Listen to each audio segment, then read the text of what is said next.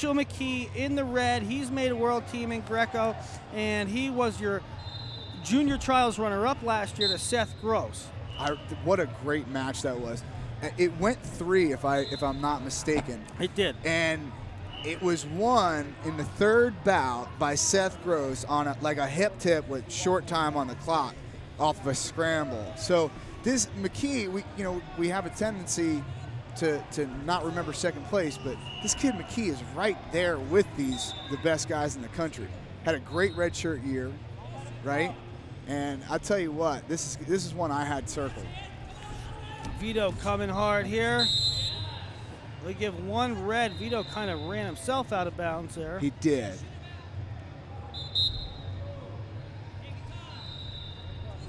We made mention to it earlier. Vito has 2 very distinct different styles, and it's really interesting to watch.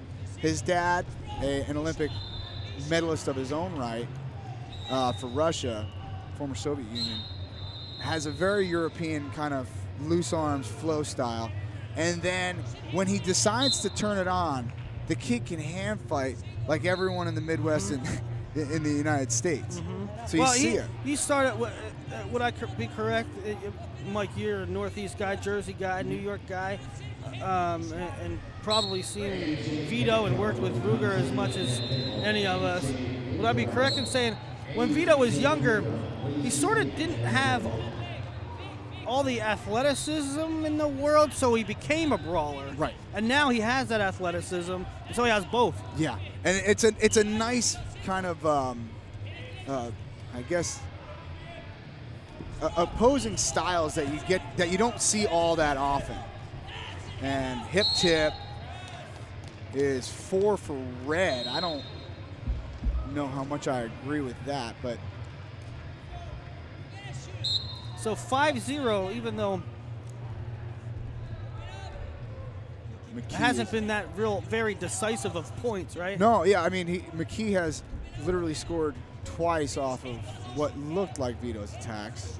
Again, I'm not in there, I don't feel it, but nice Polish throw attempt there to the right side. Most guys can't go to the right on that. Pretty interesting that he even attempted. So you're seeing Vito slow the pace down considerably right now, and that gets a deuce. And so it's the contrast in styles. It's like he went kind of loose, lulled him to sleep for a second, and then exploded through. It's a lot like a pitcher throwing a changeup after chucking a heater 5 times. So Vito gets on the board 5-2, under a minute to go. Earlier I said Mckee made a Greco world team when he was younger. He did not. He made a freestyle world team, 46 kilograms in 2012.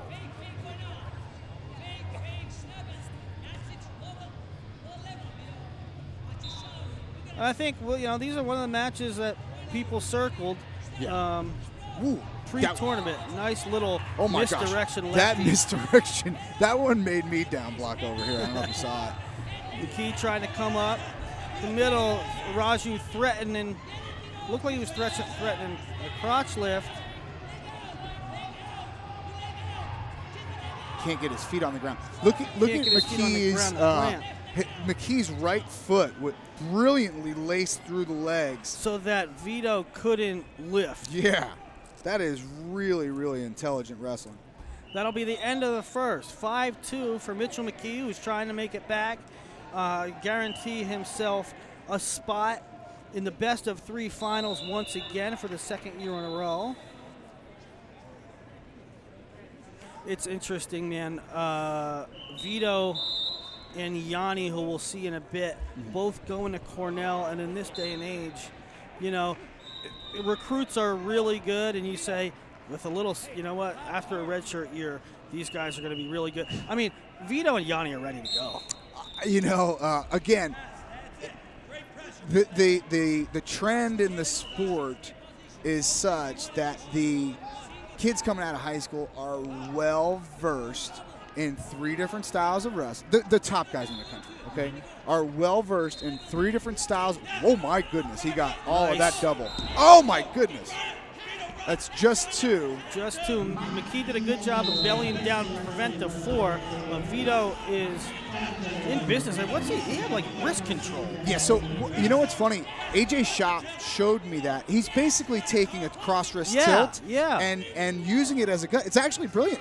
Why not? Yes. If you wind up with a wrist in your hand, just turn it into a tilt / trap arm. That was brilliant. Yeah. So Shop Arujau blasts through, lift, plants him, gets 2, gets a turn, takes the lead, 6-5, his first lead of the match.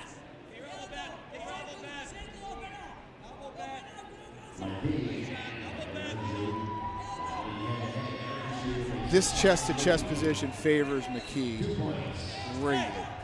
Not that Vito's not adept in that position. Oh, there's an elbow pick. We'll see a 2-1 as Mckee loses the grip there, and Arujau is able to get the reversal. 7-7 with Mckee holding criteria that 4. 4s are valuable, man.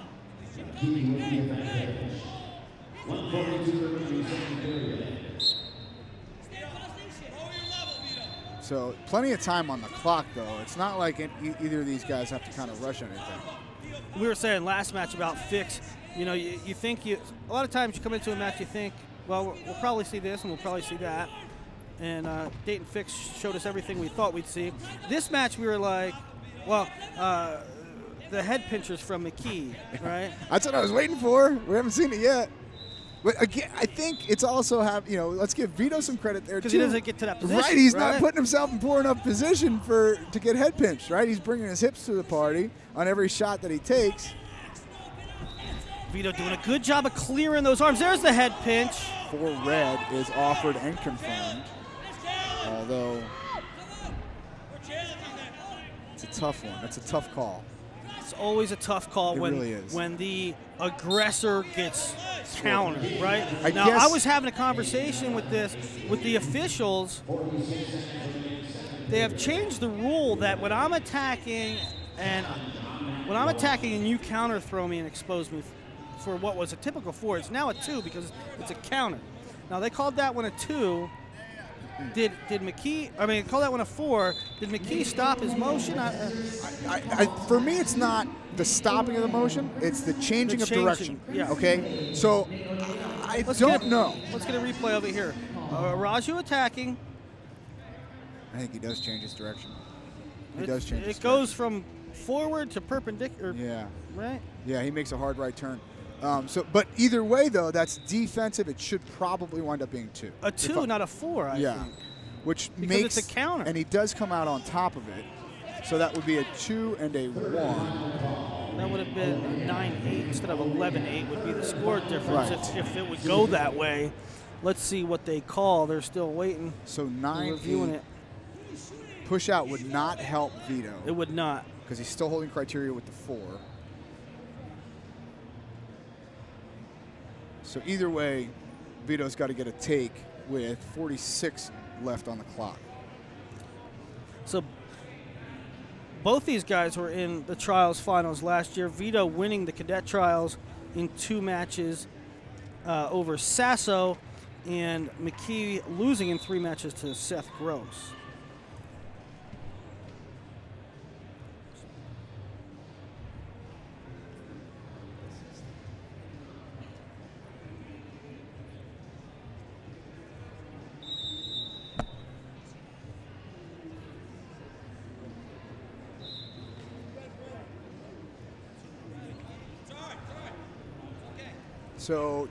So it was what we thought.